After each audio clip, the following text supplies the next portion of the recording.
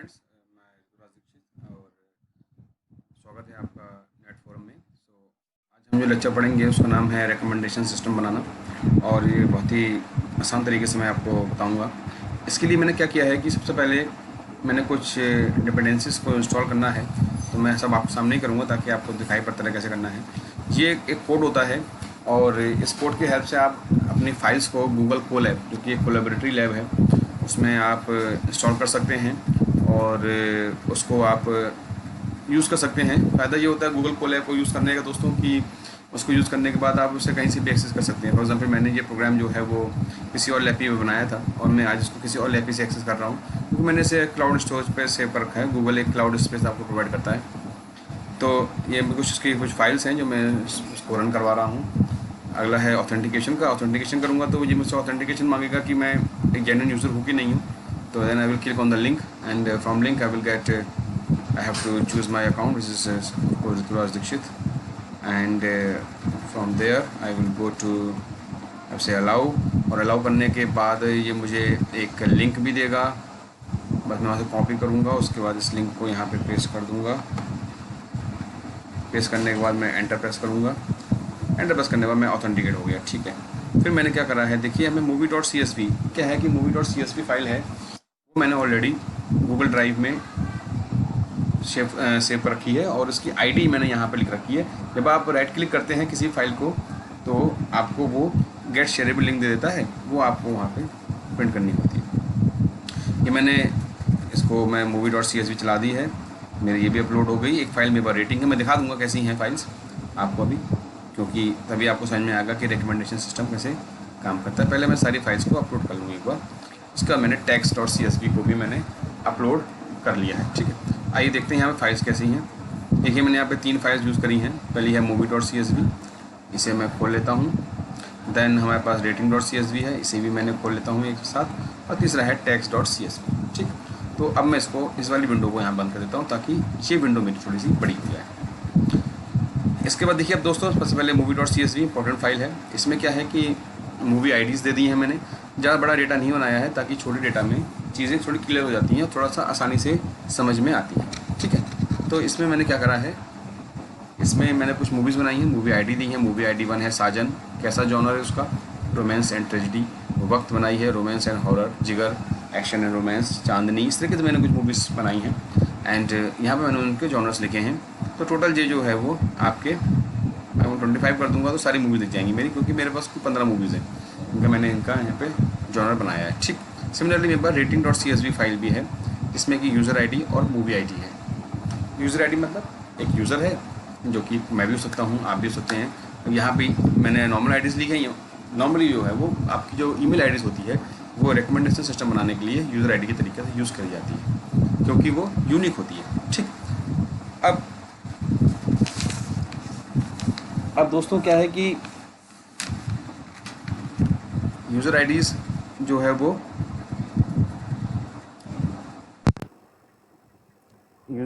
वो आपकी ये है मूवी आईडी, ये है, तो उसकी रेटिंग्स दे रखी हैं। हर किसी ने अपनी अपनी रेटिंग्स अपने हिसाब से दी हैं। तो ये काफ़ी बड़ा, मैंने करीबन 50 आईडीज़ करीब ली हैं। तो अगर आप इसे गौर से देखें इस टेबल को, तो आपको पता चलेगा कि 50 यूज़र्स, कुछ यूज़र्स रिपीटेड भी करी हैं, मतलब कि एक यूज़र ने 5-6 मूवी देखी हैं तो उन्होंने 5-6 मूवीज़ को रेट करा है। इस तरीके से ये आपकी टेबल है। Then we have the tags. Tags क्या होते हैं, क्या है कि कोई यूज़र देखता है तो कुछ कमेंट करना चाहता है, तो वो टैग्स में आते हैं। तो टैग्स में ग्रेट एक्शन, ग्रेट मूवी, इस तरीके से मैंने इनकी मूवी आईडी दे रखी हैं, मैंने उनको सेटअप किया हुआ। तो वहाँ पे 3 टेबल हैं, मूवी, रेटिंग और CSV। मूवी में मूवी आईडी कॉमन है, अगर मुझे ज्वाइन करना होगा तो मूवी आईडी के बेसिस पे ज्वाइन कर लूँगा, और टैग्स को मुझे को ज्वाइन करना होगा तो मूवी आईडी, सब there are some attributes which are common, with the help of which we can join them easily. Okay, now let's move forward. यहाँ पे मैंने फिर यहाँ पे क्या करा, यहाँ पे मैंने पेंडेट्स और CSV चलाया, और मैंने मूवी का एक डेटा फ्रेम सेट किया, जिसमें मैंने सेट इंडेक्स, सीरियल नंबर, मुझे इंडेक्स सेव करना था, और मूवी का मैंने इंडेक्स नंबर, सीरियल नंबर ही सेव किया है। रेटिंग्स मैंने रीड कर ली, और मैंने टैग्स रीड कर लिया। मैंने डेटा फ्रेम्स बना दिए। ठीक है, तीनों के। फिर मैंने क्या करा कि देखिए मूवी जॉनर वाले, मूवी वाला सेक्शन अगर हम मूवी आपकी खोलें, तो इसमें आप देख रहे हैं यहाँ पे ये स्लैशेस लगे हुए हैं। ये क्या है, ये जब हम इनका अभी हम कंटेंट फिल्टरिंग करेंगे, तो कंटेंट फिल्टरिंग में क्या होता है कि हमारे पास यूज़र आईडीज़ नहीं होती, हम केवल मूवी के द्वारा जो जॉनर्स दिए जाते हैं, जो उनके टैग्स दिए जाते हैं, उन्हीं को ही हम नंबरिंग करके मैनिपुलेट करके हम उनकी एक टेबल तैयार करते हैं और उस हिसाब से एक वेक्टर्स तैयार करते हैं हर एक मूवी के इंडिपेंडेंट, और उनके कोसाइन डिस्टेंस निकालते हैं, और कोसाइन डिस्टेंस निकाल करके हम ये देखते हैं कि जिनका डिस्टेंस से जितना कम होता है वो उतना ज़्यादा क्लोज होंगे, तो उतने ज़्यादा क्लोज होंगे तो उतने ज़्यादा उस मूवी को रेकमेंड करेंगे। ठीक है, तो हमने क्या करा, यहाँ से हमने बैक स्लैशेस ये जो थे आपके ये हटा दिए। तो अगर आप इसे चला के देखें तो आप देखेंगे कि नंबर ऑफ मूवीज आईडीज आ गए आपके 15, और जब आप इसका मूवी अंडरस्कोर आपका ये जॉनर चलाएंगे तो आपके पास आपको ये जो हैं मूवी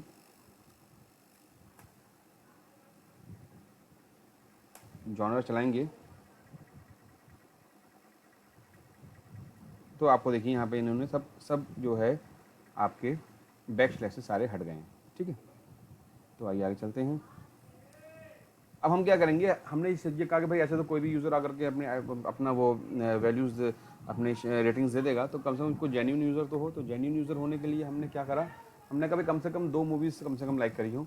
तो मैंने यहाँ पे इसकी कोडिंग लिखी है थोड़ी सी कि हम यूज़र आईडी के हिसाब से ग्रुप आईडी कर लेंगे और उसकी लेंथ जो रखेंगे वो 2 रखेंगे, मतलब come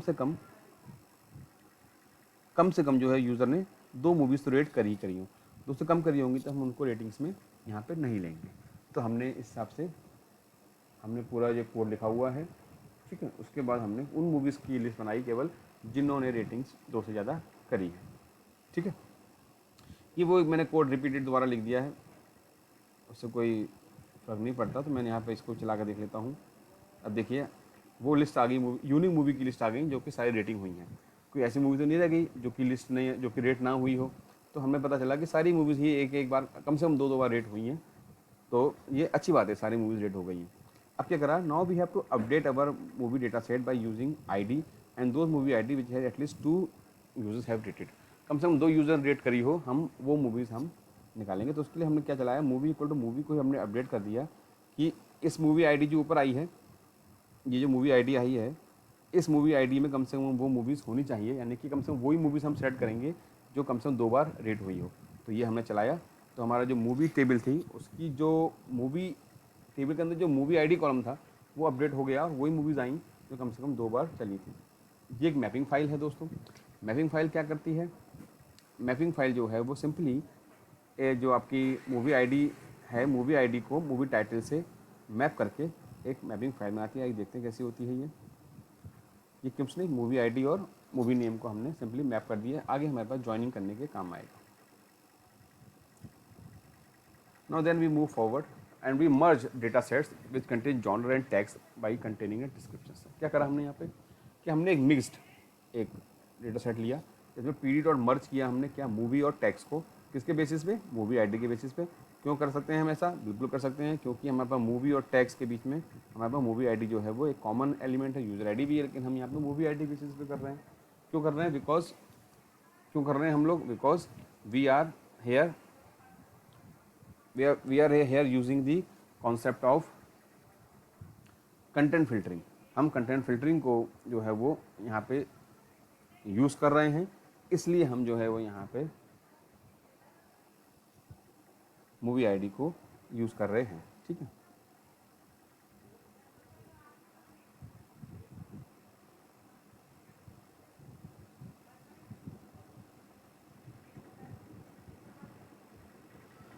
and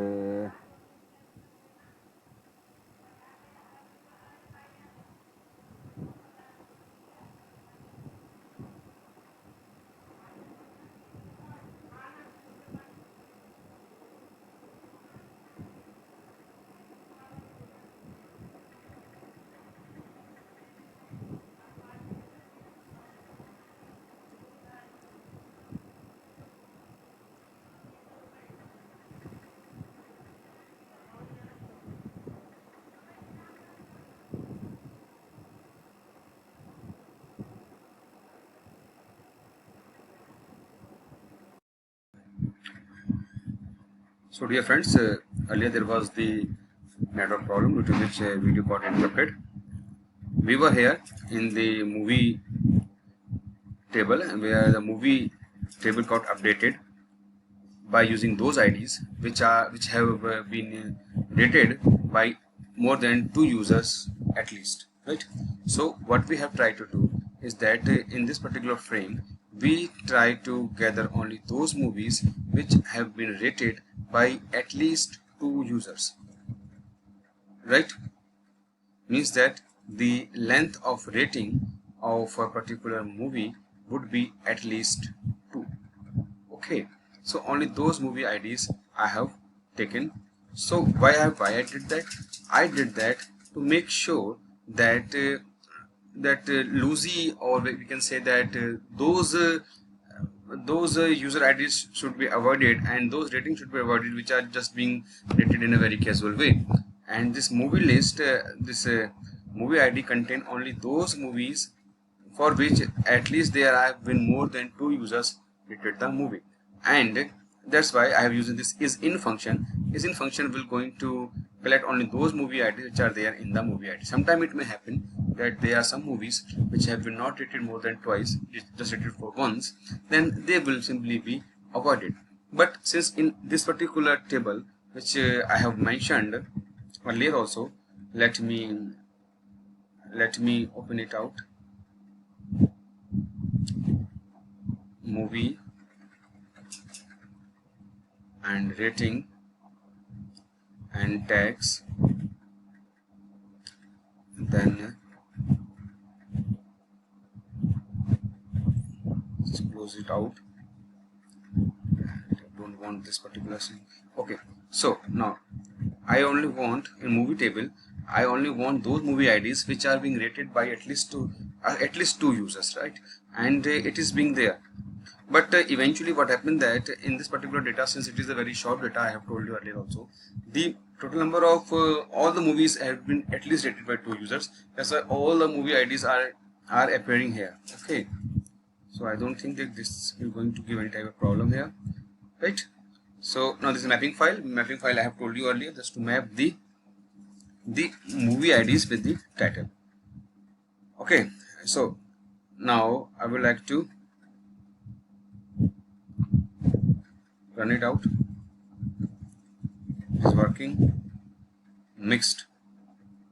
So let us now see what is happening here. In the mixed, that's why I have run this, so that you will get a more clear idea. In mixed we are merging movie and tags together.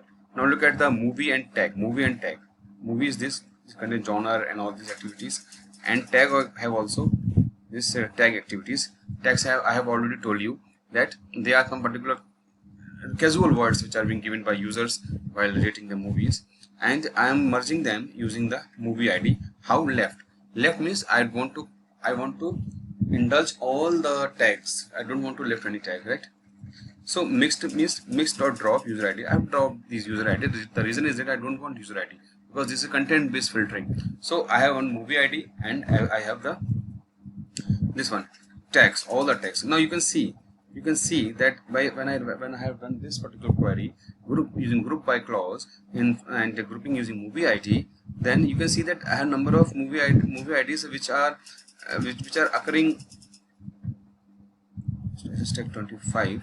You have seen this movie ID and you have seen this movie ID, right? Number 1. There are 2 movie they are being rated twice, and they are being rated by using different tags. Good song here and best movie here. So good song, best movie, right? So in this way I have combined all the tags and put them in a single column. For that I have used this simple code and I have separated them with the help of a space.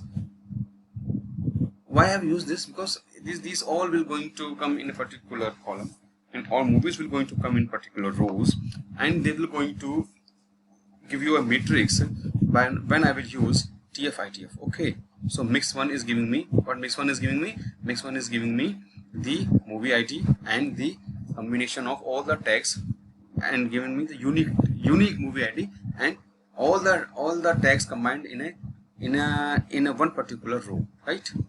Unique row and I will say row and tag combination.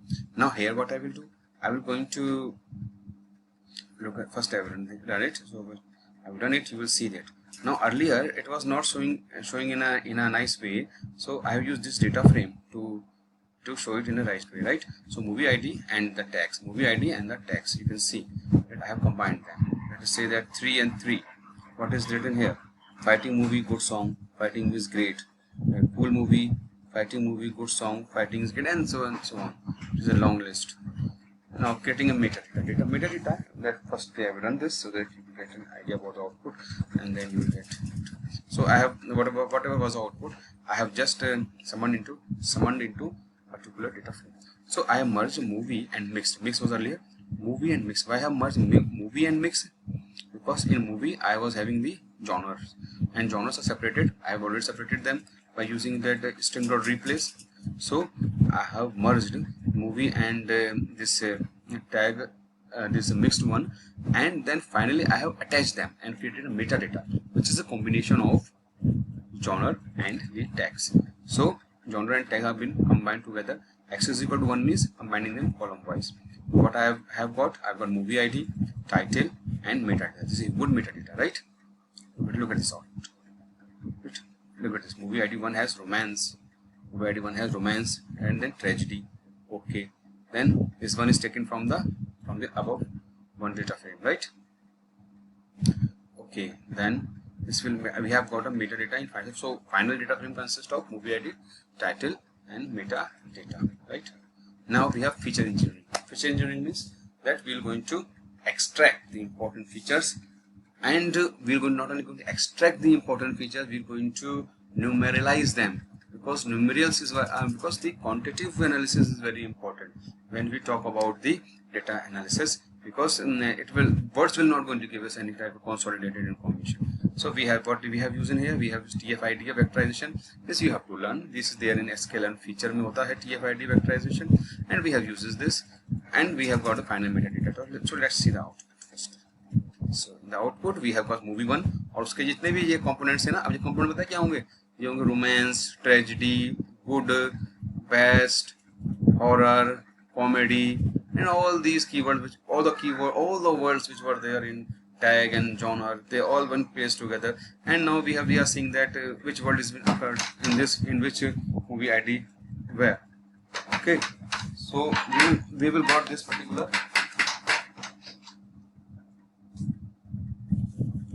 We will going to get all these things together. Okay, so after then we have used this as SVD. We want to get SVD. Now we will use this SVD. SVD is nothing but the support vector single value decomposition. Sorry.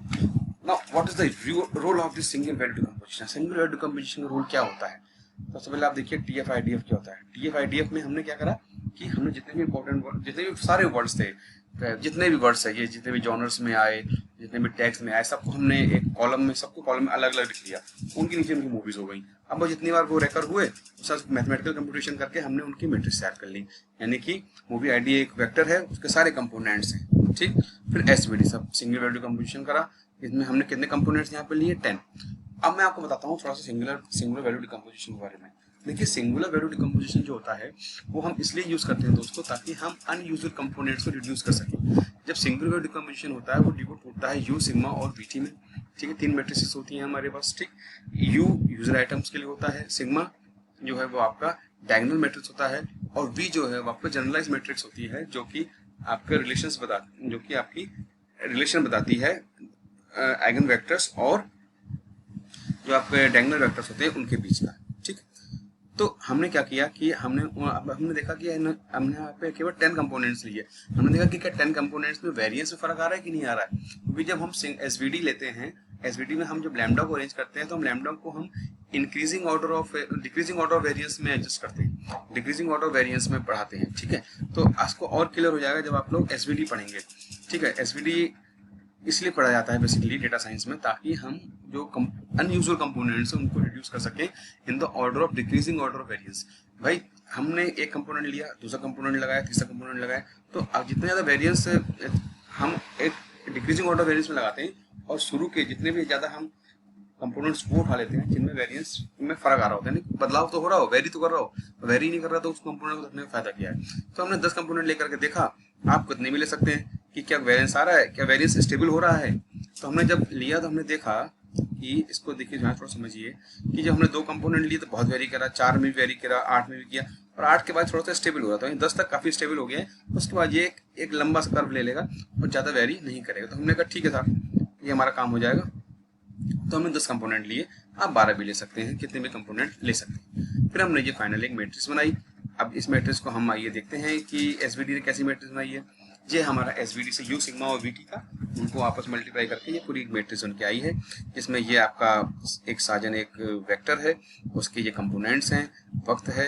अब इनमें कौन कौन से आपस में एक दूसरे से ज़्यादा इजिली कोरिलेटेड हैं, इनको समझने के लिए हमने एक कोसाइन सिमिलरिटी में एक कोसाइन सिमिलरिटी एक मेट्रिक लिया है।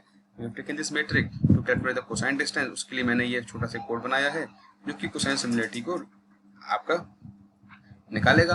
आप डायरेक्ट भी कर सकते हैं, ये मैंने खुद से कोड बनाया है, आप डायरेक्ट कोसाइन सिमिलरिटी यूज कर सकते हैं। तो इसको मैंने बनाने के बाद मैंने क्या करा, फिर उस पर्टिकुलर डेटा को जनरेट करके देखा, तो मुझे पता चला देखिए साजन है, साजन से तो बिल्कुल सिमिलरिटी रहेगी।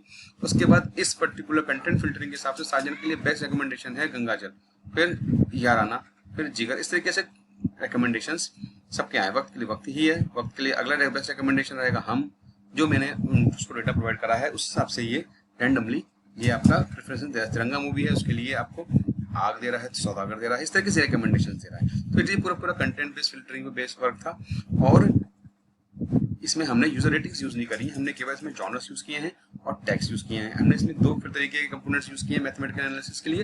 पहला यूज किया है टर्म फ्रीक्वेंसी और इनवर्स डोमेन फ्रीक्वेंसी, दूसरा हमने जो यूज किया वो है सिंगुलर वैल्यू डिकम्पोजिशन। ठीक है, तो ये यहाँ भी इतना रखते हैं। कोलैबोरेटिव फिल्टरिंग के बारे में मैं अगला वीडियो बनाऊंगा, उसमें देखेंगे। तो अगर आपको लेक्चर अच्छा लगा हो तो प्लीज इसे लाइक करिएगा और सब्सक्राइब करिएगा मेरे चैनल को। Thank you very much.